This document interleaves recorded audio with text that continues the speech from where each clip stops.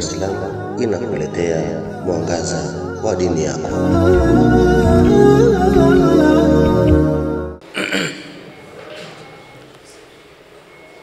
Sifa kamilifu anastahiki Allah subhanahu wa ta'ala, Mwenyezi Mungu ambaye aliumba dunia na vilivyomo, aliyomtuma mtume Muhammad sallallahu alaihi wasallam kuja kuwa mtume wa huyu umma.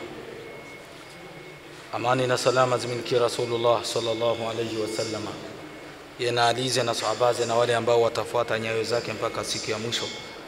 Ndugu zangu Waislamu, inafahamika siku hii tukufu kwa muda kama huyu ndani ya nyumba hii ya Mwenyezi Mungu subhanahu wa ta'ala tunakuwa tukisomeshana sunna za mtume Muhammad sallallahu alaihi wasallam. Na leo Mwenyezi Mungu akituwezesha tutasoma ma yuqalu inda alqiyam min an-nawm, kile ambacho mtu anazungumza wakati anasimama kutoka usingizini. Waislamu, maisha kuna yale ya qadhan na yale ambayo ni ya kulala, na yote ni maisha tu. Na Muislamu anaombwa kuwa ndani ya ibada katika hali zake zote. Anaombwa kuwa ndani ya ibada katika hali zake zote. Na sio lazima kila ibada utumie nguvu. Kuna zingine ambazo utatumia utaratibu na njia aliyoitumia Mtume Muhammad sallallahu alayhi wasallama katika kauli au vitendo. Leo tunasoma rawa ibn Abbas radhiyallahu anhuma, alipokea ibn Abbas, Mwenyezi Mungu amridhie yeye na baba yake. Waislamu, mkisikia Abbas katika hadithi mara nyingi ni familia ya Mtume Muhammad sallallahu alayhi wasallam, ndio katika wababa zake waliobaki Mtume baada ya kuwa ameondoka dunia.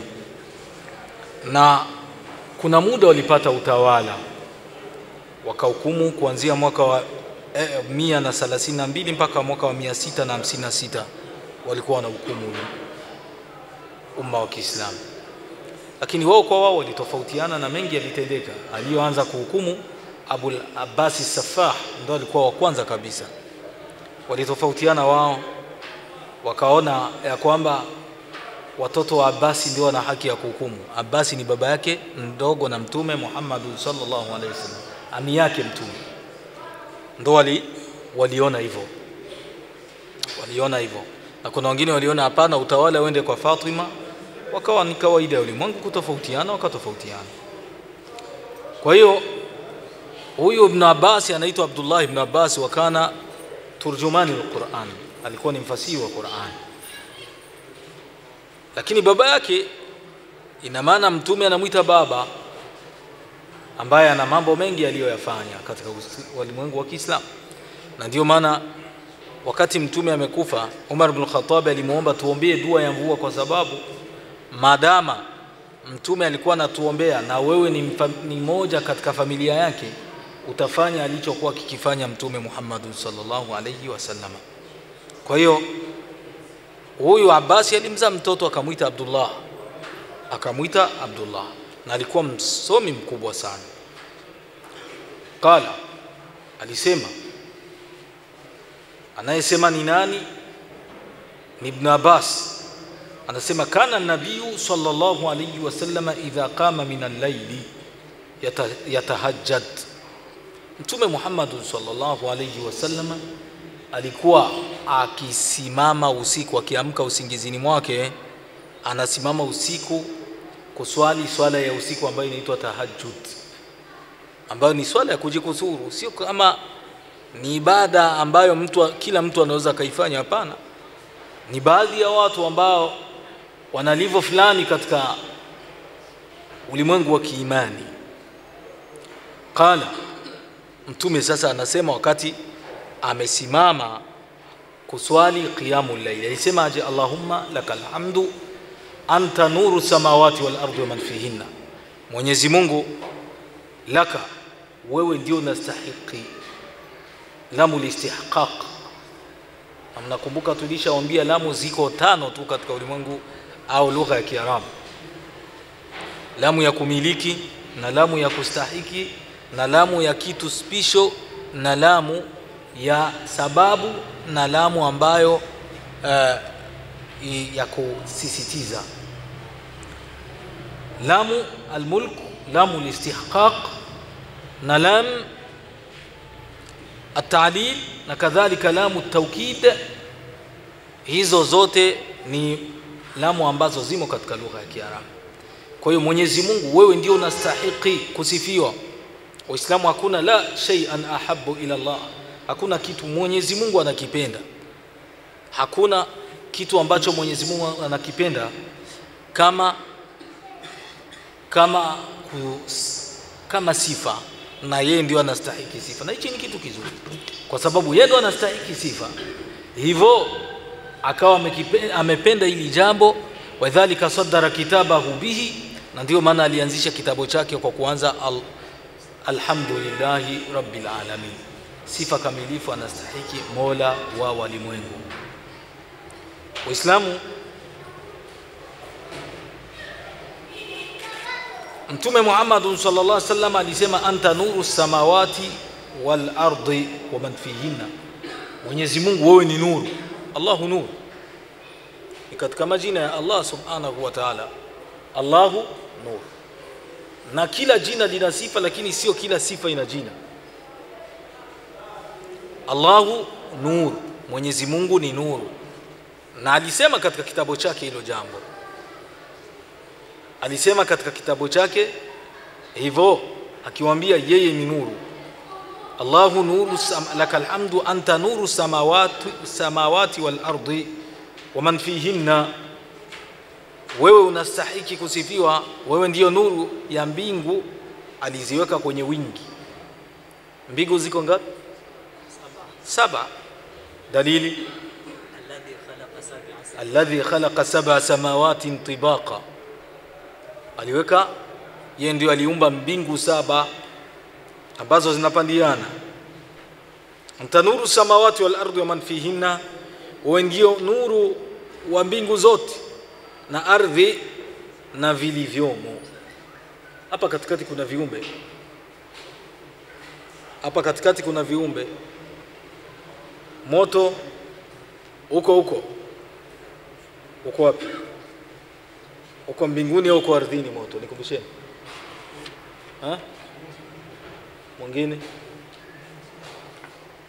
Mwingine uko chini ya ardhi. Hivi sasa uko chini ya ardhi, hautashushwa unatoka kule, utapandishwa.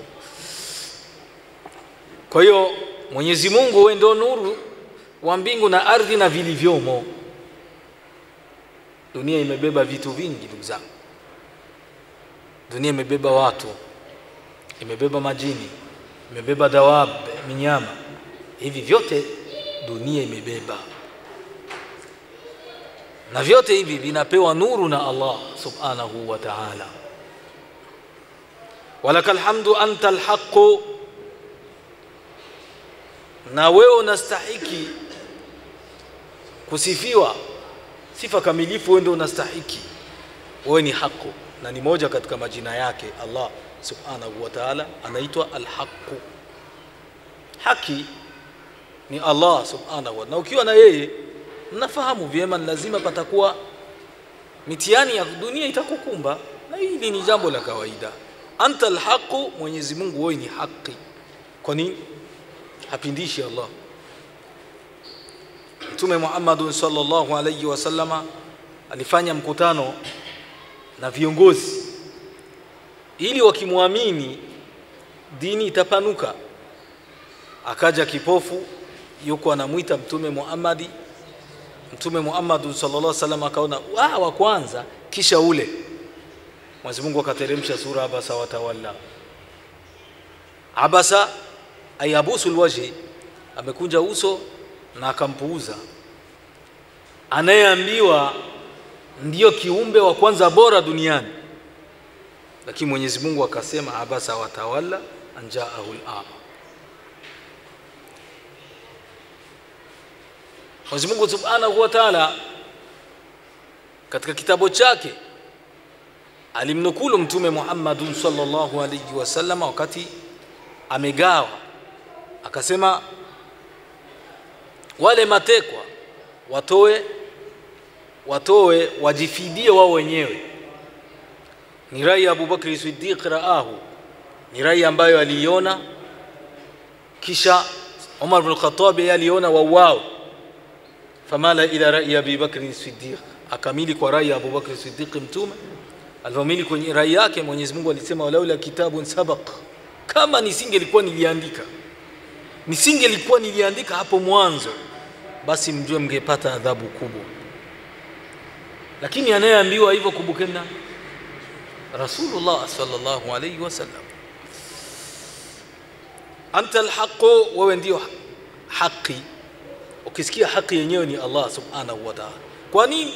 Kwa sababu yeye akiweka haki anaiweka ni nafasi inastahili. Fasi kunastahili jambo, yeye analiweka hivyo hivyo. Allah subhanahu wa ta'ala, Mwenyezi Mungu subhanahu wa ta'ala anachukua baadhi ya vitu, nyie katika macho yenu mnaona lau ingelikuwa hivi, lakini Mwenyezi Mungu anabadili, anaweka hivi. Acha nikwambieni ndugu zangu, hivi kifo ni huruma wa Mungu au ni hasira ya Mungu? Kifo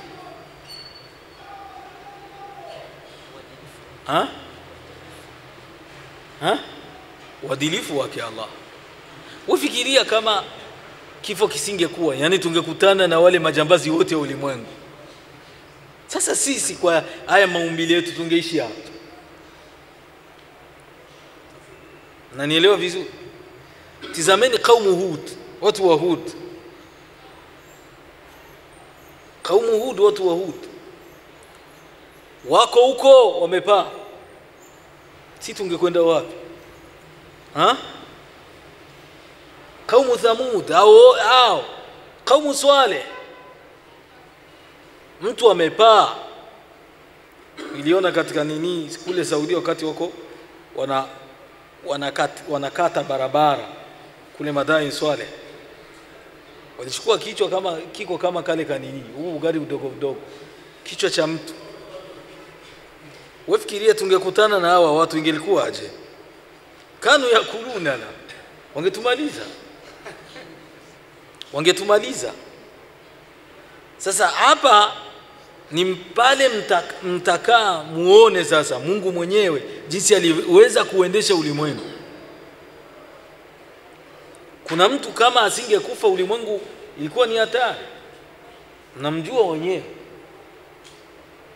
mwaka wa 1930 ngapi na 4, Adolf Hitler, mnajua mambo yake, alitikisa ulimwengu ukataharuki kabisa, ukatikisika. Alikuwa kihutubu, watu wote wanasema mzee kahutubu. Alizipiga nchi kubwa kubwa zote, nchi za Europe zote alizipigaga zote, alizipiga. Ana hotuba zake nzito zilitikisa ulimwengu. Sawa, aliwahutubia, anawaambia mimi nitaenda, inni uridu an adhaba bidunya kama khalaqaha Allah, mimi nataka niende kwa Mungu, nimempelekea dunia yake kama jinsi alivyoanza kuiumba. Aliumba ina watu, tamrudishia nayo hivyo hivyo huyo jamaa. Sasa fikiria tungekutana naye ingekuwaje? Alipiga ndugu zake weupe, sisi naelewa vizuri. Kuna mtu aliua watu wengi sana, Sharon aliwaua watu. Sawa, Mwenyezi Mungu anaona hapana, wewe utanipelekea dunia yangu vibaya, anaondoa. Corona sijui iliishiaga wapi, watu wamebuni tu wakaiweka, toka akabadili mwenyewe. Kwa nini? Kwa sababu huwa alhaq, yeye ndio haki. Hakuna mtu ana uwezo wa kudabbir hadha alalam, wa kuendesha huyu ulimwengu. Wana hamu ya kuendesha ulimwengu, lakini Mwenyezi Mungu analeta vitu vya kuondoa haya malengo yao, kwa kuwa yeye ndiyo nani? Yeye ndiyo haki. Wawaduka haqu, na ahadi yako ni haki. Sikiliza dua anaiomba Mtume Muhammad sallallahu alaihi wasallam pindi anapotoka katika usingizi. Wawaduka haqu, wa ahadi yako ni haki. Wa'du ni neno katika lugha ya Kiarabu linatumiwa kwenye mambo mazuri tu. Wa'd, mambo ya kheri yote unatumiaga wa'd. Na ndiyo maana Mwenyezi Mungu Subhanahu wa Ta'ala aliahidi vyote venye aliahidi vya kheri atavitekeleza Allah. Mwenyezi Mungu anasema wa'da Allahi la yukhlifu Allahu wa'dahu. Mwenyezi Mungu ameahidi mambo ya kheri na hawezi akakhalifu ahadi zake. Lakini akitoa ahadi za mambo mazito mazito, pimisio, adhabu, Mwenyezi Mungu kuna wakati anaziachia zinapita.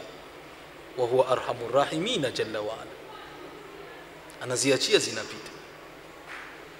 Kama Mwenyezi Mungu aliahidi atakayeua mtu, msiwagi watu, mtapata matatizo.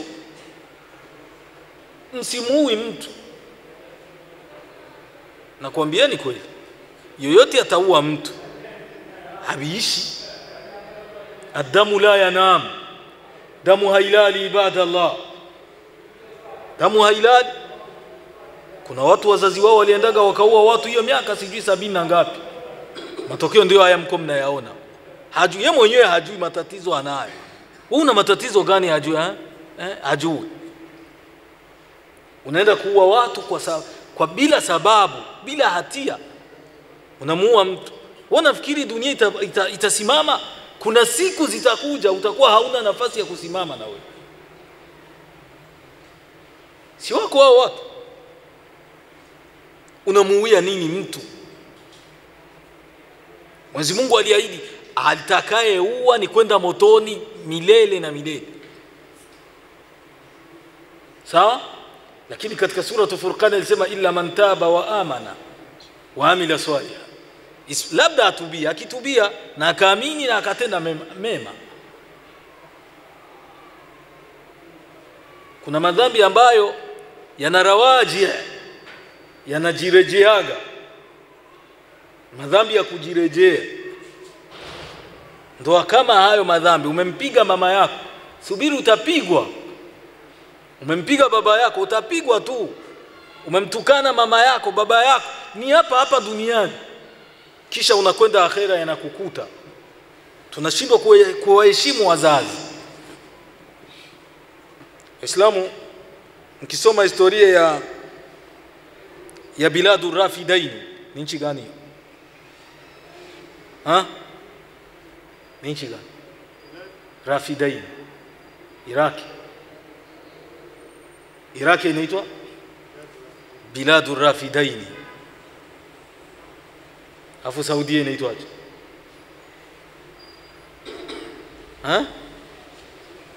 Hapana.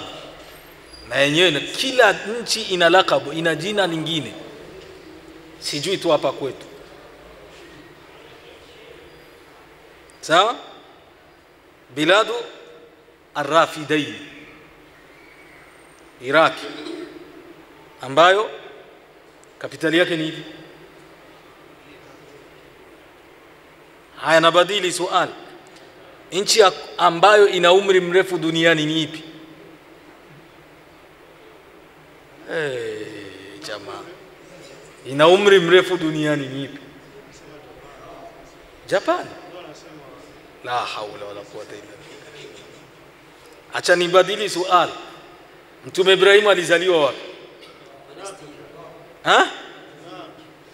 Wapi? Nchi ya kwanza ina umri mrefu duniani ni ipi? Mnajua kama Mtume Ibrahim ni katika awailul anbiya wal mursalin, katika mitume wa mwanzo mnajua, bali wanamuitaga abul anbiya, baba wa mitume. Ndo katika jina lake wanampa baba wa mitume, kwa sababu baada ya mitume wengi walitokea kwake. Unafuata vizuri? Wengi walitokea kwenye ukoo wake. Na yeye kwao ni Babil kule, sio hivyo? Umeelewa sasa? Kule kuna mji unaitwa Baghdad, lakini sio wa zamani sana kuliko miji mingine kama Kufa na nini. Katika miji yake mikubwa Baghdad, ambayo huyu mji ulianza kuitwa Darus Salam. Hii Dar es Salaam ambayo mnaisikia sio ya hapa, walichukua kule Dar es Salaam. Sawa? Kuna wakati Husaini anaingia Karbala, alivyoingia kule palikuwa mtindo kule Iraki, kuna mambo ambayo yalikuwa ni special Iraki. Mtoto akimini anampiga baba yake, hawaingilii kati, ni damu kwa damu. Madama naye alikuwa anampiga bado yuko mdogo, hatuingilii kati. Hivi vimebadilika sasa. Siku moja mtoto alimpiga baba yake, akawa anampeleka sokoni. Juu soko za Iraki ndio ilikuwa maonesho yote. Iraki kawaida kunyonga nyonga watu wana asili kama hii. Unakufa umenyongwa, na so ule ambaye mnajua tu alinyongwa, kwa watu wengi walinyongwa nyongo. Walikuwa wakitaka kuua mtu, wanampeleka sokoni, wanamuuia pale pale sokoni, wanamwacha pale juu. In kunti la tadrina mal mautu fandhuri ila hani fi suqi wa ibn Aqil, anasema Farazdaq, kama hujui kifo maana yake mke wangu, fandhuri, tizama pale sokoni. Wamesulubiwa watu ambaye anaitwa Hani na ibn Aqil, Muslim ibn Aqil. Kwa ilikuwa utaratibu, soko sio soko tu ya kuuza vitu na maajabu. Mtu akamchukua baba yake akampeleka, ilikuwa anampiga piga, anamvuta kutaka kufika sokoni. Baba akamwambia hapa sasa, mesha nipiga sana. Mtoto akamwambia kwa nini kule ukusema, umesema hapa? Akasema ndio, na mimi nilimpigaga baba yangu nikamfikisha hapa, uona nipeleka wapi? Akamwambia hadha jazauka, kukutoa nyumbani kufikisha hapa ndo malipo ya wewe kumpiga baba yako, umelipwa. Na kukutoa hapa kukuingiza sokoni nikupigie sokoni, huwa sadaqatu minni, ni sadaka kutoka kwangu. Kuna madhambi yanarawaji, yanajiripiti kama madhambi ya kuua mtu, na mara nyingi muuaji anakufaga ameuawa. Watu waache kuuana. Alafu historia haimsahau mtu. Nilishasema mara nyingi, naambie mumtazame tu mtu huyu, mbona haeleweki, hatumuelewi. Maana wote waliouaga hivi sasa walikimbiliaga mdini, sio hivyo? Au nimekosea? Wote walikimbiliaga mdini. Wanaua watu, wanakuja ikifikia sasa wakati hawana nguvu, wanakimbilia mdini ya Mwenyezi Mungu. Na hii yote ni historia. Na munadhama tutakassil haqaiq hapa Burundi, nadhani wako Buyenzi hivi sasa, wako wanauliza nani alikuuia mtu wako. Hayo mimi sitoyasema iko chochote, lakini tunawakumbusha walioua na wale ambao wana nia mbaya za kuwaua watu, waachane na huyo mpango. Unamuua mtu maskini ya Mungu, hata angebaki yuko hai, angekufa tu. Hivi mtu unamuua leo, mwisho wake ni wapi? Unamuua, unapata dhambi na historia inakuwa nyeusi na watu hawataisahau.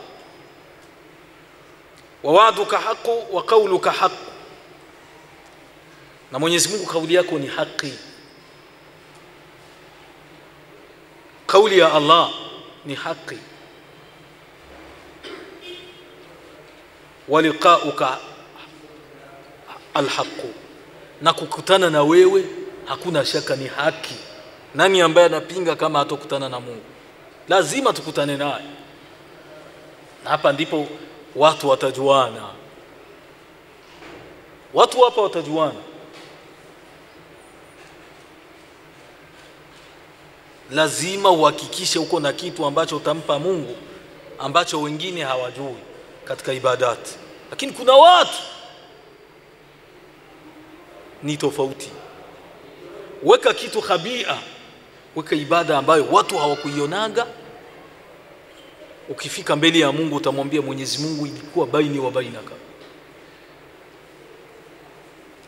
Abdullah ibn Mubarak, illa mtakhudni dhakira,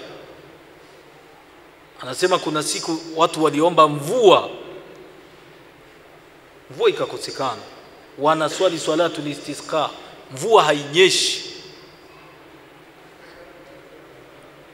Akaja mtu mweusi, abdun esclave, akaenda haula al-Kaaba akamuomba Allah, Mwenyezi Mungu, jadubati diyar, yani ardhi sasa na nyumba, hakuna kitu, hakuna mazao, hakuna vitu, vimeharibika. Allahumma ghithna, Mwenyezi Mungu tupe mvua. Anasema tupe mvua, mvua hapo hapo ikamiminika. Akarudi nyumbani. Lakini kuna mtu pale pembezoni mwa al-Kaaba alikuwa pale, ndo akaenda akamtazama, anamfuatilia, aliingia hii nyumba. Kesho akaja kwa ile nyumba akamwambia, jamani, kuna mtu fulani nataka hivi, nilikuwa nakuja kununua esclave, maana esclave wanauzikana. Wakamwambia hakuna, wakamtolea wenye nguvu, maana esclave yani kawaida mtu akiwa esclave akiwa na nguvu wakati wa ujana wake anamtumikia bosi wake, akizeeka hana chochote cha kufanya, bosi ndo anakuwa anamlisha. Na ndio maana kila asiyad qaumin, wale mabosi wa wale wa esclave, wakiona tu anaanza kufikia miaka ya kuzeeka, atakuwa wanafika, wanawaacha kuwa huru. Unajua kwa nini? Anaokopa zile gharama ambazo zitakuja. Kwa hiyo katika ile nyumba akaletewa wa esclave ambao wana nguvu, maana ni biashara. Akamwambia hapana, ilikuwa hivi, ilikuwa na rangi nyeusi, ilikuwa hivi. Basi akakosa, anataka kutoka, ndo akamuona yuko ndani, ule atokagi ndani.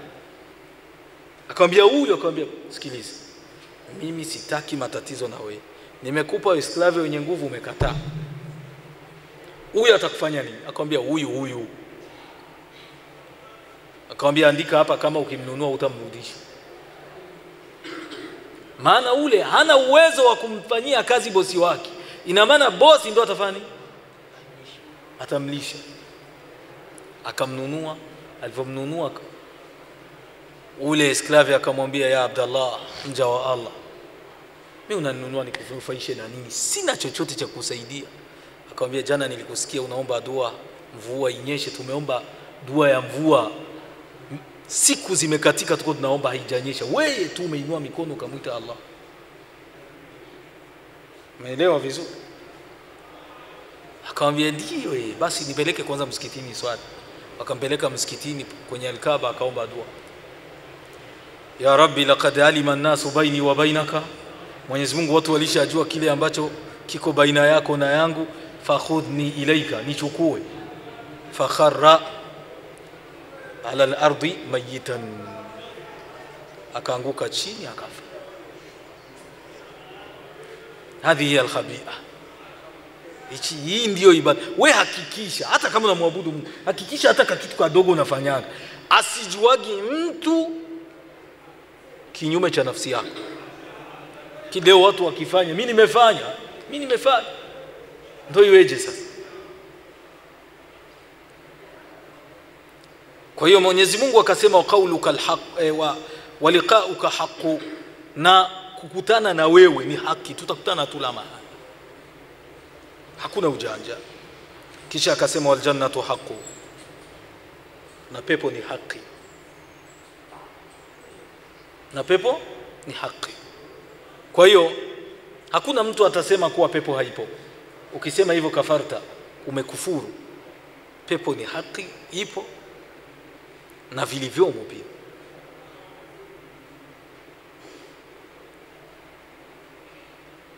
Wanaru haqqu, na moto ni haki, upo.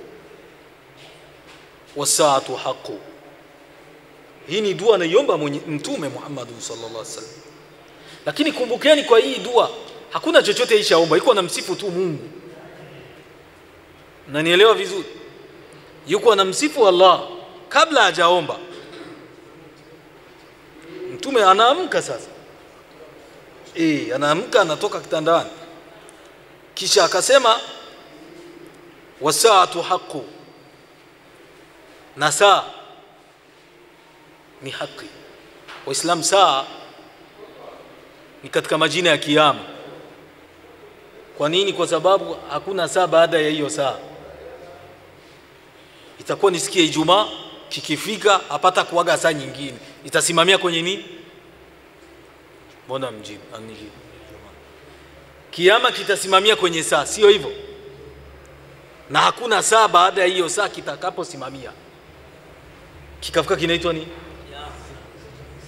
Kikaitwa saa. Mwenyezi Mungu anasema, Mwenyezi Mungu amesemaje katika Qur'ani? Wa yawma taqumu saa, siku kiyama kitasimama, yuqsimul mujrimun, waovu wataapa kuwa ma labithu ghaira saa, hawakuishi duniani isipokuwa saa. Unasikia vizuri?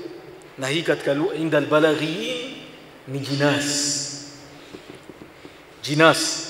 jinas ni maneno mawili yenye kufanana mjengo, lakini maana tofauti.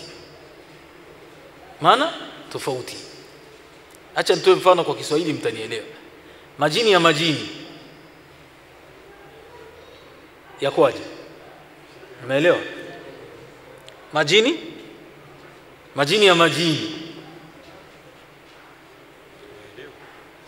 ya majini, nataka majini ya kwanza na majini ya pili ni yapi? Kama majini na majini yenye yako kule bahari.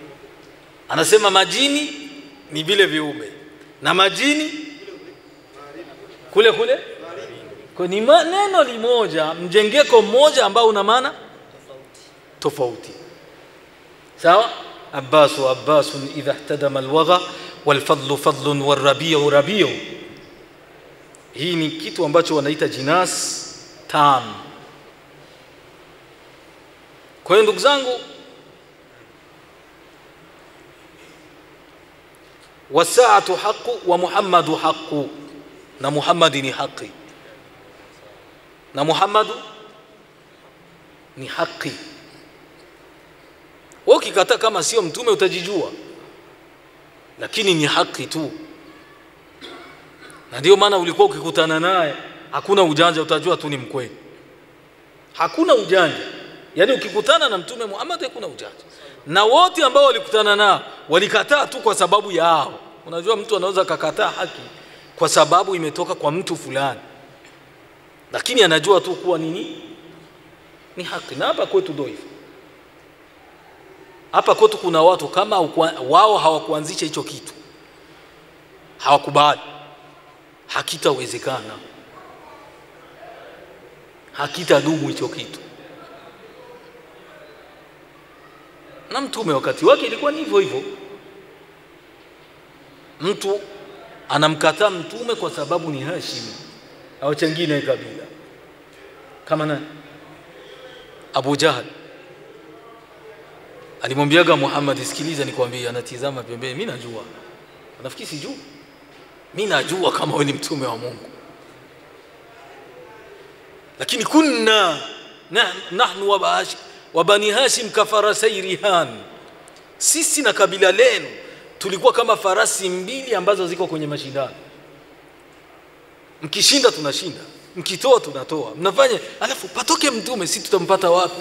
Hapa vita inaendelea, nitakupiga vita mpaka dakika ya mwisho. Na ndio maana siku alikufa Abu Jahal, Mtume alimuitaga jina hivyo hivyo, ya Abu Jahal, hal wajadta ma wa'ada rabbi haqqan, kile ambacho Mungu aliniahidi umekipata? Umar akamwambia, kuna ambia watu ishakufa, mimi inaelekea kuoza hiyo. Akamwambia, ma anta li asma bima aqulu minhum walakinnahum la yamlikuna jawaba. Usidhani kuwa unawashinda kusikia, hawana tu uwezo wa kujibu, lakini yuko ananisikia. Aliniambia tutapigana vita mpaka dakika ya mwisho. Ndio anamuita, vipi? Umeshakiona sasa? Kwa hiyo alikuwa anajua vizuri sana. Lakini kinachomsumbua kabila lake, Waislamu ukabila. Ukabila ni kitu kichafu sana. Ukabila ni kitu kichafu sana. Hapa kwetu mtu anaweza akasema, mtu akakataliwa kwa sababu ni mtu fulani. Kumbuka kuna wakati zama fulani alikuwa mtawala fulani wa Kiislamu, alimkataa shehe mkubwa katika hii nchi. Shehe mkubwa, sisi wote tuna ndo mwalimu, alimkataa. Ngoni Mkongomani. Nikamwambia kumbe uko mwenda wazimu. Afu akanita mimi pembeni akamwambia vinyuma ya Wakongomani. Hao wote ndio maana utizamaga watu hawajui kinachoendelea ndani ya hii. Wallahi alinita mimi akanambia, yani mimi nije nimpige mwalimu wangu vita. Mnasikia vizuri? Na naambiaga watu waache ukabila, unanuka. Haya, kinyume chake kuna mtu pia huko wanampiga vita kwa sababu so mbwani. Yani vitu ndio watu wawili wanashindanaga hapo.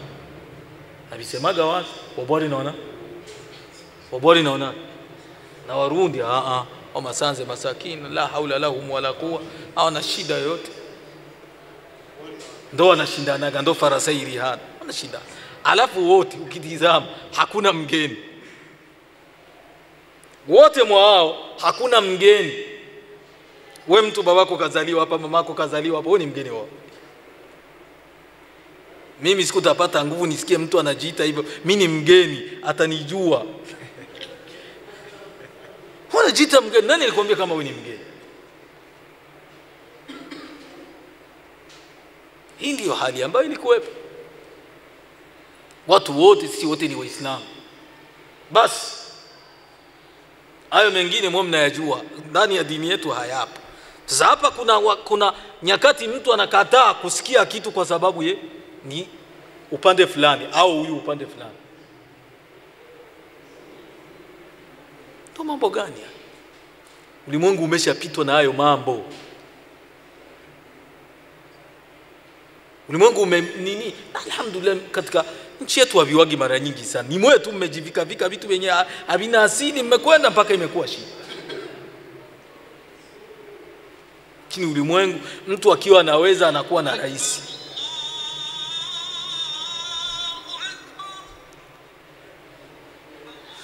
Wa Muhammadu haqqu, na Muhammad ni haki. Allahumma laka aslamtu, ndo anaanza kuomba sasa. Ndo mtume anaanza kuomba, lakini mwanzo alikuwa anamsifu Allah. Laka aslamtu, Mwenyezi Mungu nimejisalimisha kwako. Wa alayka tawakkaltu, Mwenyezi Mungu nakutegemea mwenyewe, kumtegemea Allah. Wa bika amantu, Allah wewe pekee ndio nakuamini.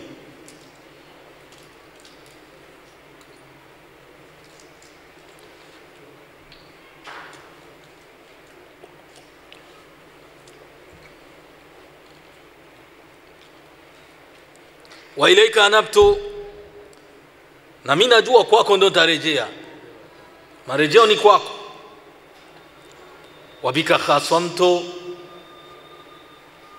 na kwa sababu yako ndo tagombana. Usigombani kwa sababu yako wewe, gombana kwa sababu ya Allah.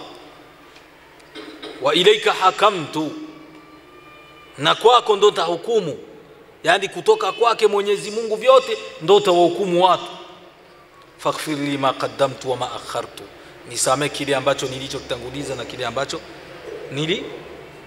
nitakichelewesha, yani kitakachokuja. Wa ma asrartu wa ma a'lantu, na makosa ambayo niliyafanya siri na yale ambayo niliyafanya dhahiri.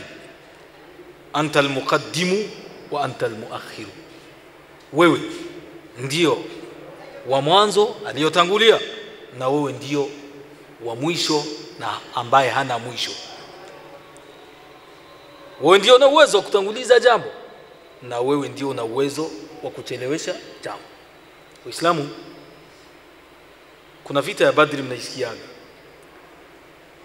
Hii vita ya Badri mtume hakutoka kwenda kupigana, mpaka Mwenyezi Mungu anasema wala utawa'adtum lakhtalaftum fil miyad, mngekubaliana kama mnakuja kupigana mngetofautiana. Lakini kila umoja alitoka kwa nia yake. Mtume alitoka kwenda kuziwia ule msafara. na wale wakatoka kwenda kuutetea huyo msafara. Mwenyezi Mungu akatanguliza ili ule msafara ukajipitia zake, alafu wao wakabaki. Mungu anatanguliza jambo na anaakhirisha lingine. Katika mambo ambayo yanaweza kuwa yalitangulia na mengine yakachelewa ni mtoto kuwa mkubwa zaidi, kuwa na umri zaidi ya baba yake. Kama nani? Baba na mtoto, nani anakuwa mkubwa? Lakini kuna wakati ilitokea mtoto akawa mkubwa zaidi ya baba yake.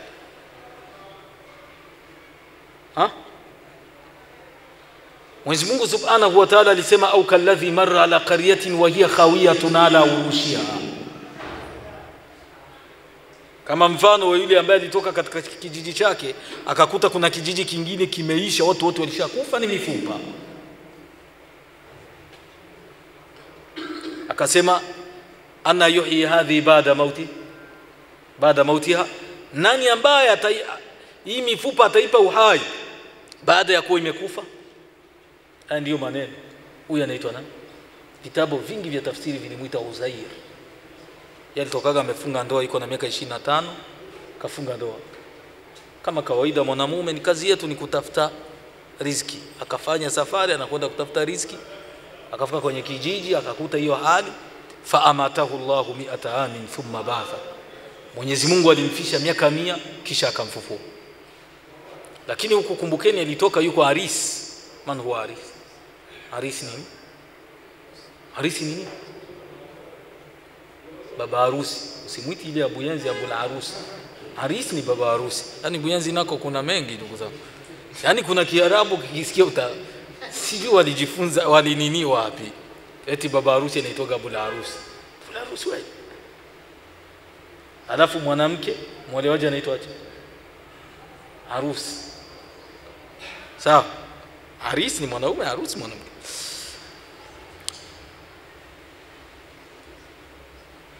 Mwenyezi Mungu Subhanahu wa Ta'ala alimfisha miaka 100. Hapa tunakwenda anta al-muqaddim wa anta al-muakhir. Wewe ndio una uwezo wa kutanguliza jambo na kuchelewesha lingine. Alipomfisha miaka 100 huko alitoka ameoa, kumbukeni. Mke wake akawa mjamzito, akajifungua, mtoto akakua. Ina maana mtoto ana miaka mingapi hapo? Mwenyezi Mungu alimfisha miaka 100 thumma ba'atha, akamfufua. Hapo mtoto ana miaka mingapi? Mtoto ana miaka 100. Baba ana miaka mingapi? 25. Watu huko mbona siwaone? Unajua sioni hizi masiku vizuri. Mko sawa? Baba ana miaka mingapi huko? Na mtu hapa anatutizama, nguo ya blue, kanzu ya blue, huko nyuma huko. Baba ana miaka mingapi? Tuko wote. Baba alitoka na miaka mingapi nyumbani? 25. Akafa, Mwenyezi Mungu akamfufua. Atamfufua na miaka 125 au na miaka 25? 25. Tuko wote 25. Mtoto ana miaka mingapi? Miaka 100. Alvorudi nyumbani akabisha hodi ndani kwa mama yake, akamwambia lam yaud Uzairun yuzkaru indona. Uzair hatajwi tena, tushamsahau.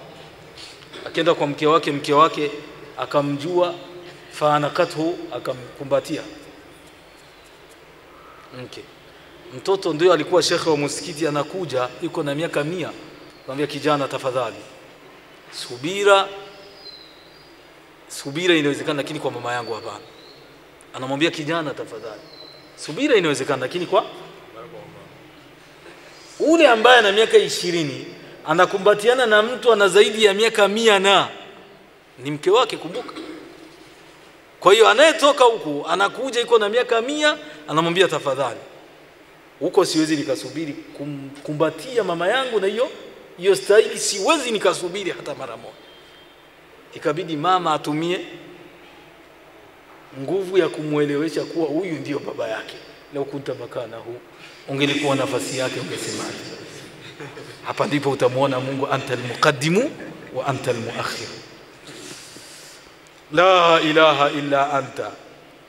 hakuna mola pase kuabudiwa isipokuwa wewe, wala ilaha ghairuka, wala hakuna mola mwingine isipokuwa wewe. Kwa hiyo hii ni dua alitumia Mtume Muhammad sallallahu alayhi wasallama, na ndio darasa letu la leo. Mwenyezi Mungu Subhanahu wa Ta'ala tujalie kukutana wiki ijayo insha Allah kwa darasa la maneno mengine kutoka kwa Mtume Muhammad sallallahu alayhi wasallam. Naktafi bihadha wa nujibu ala as'ilatikum insha Allah. Hal min su'al?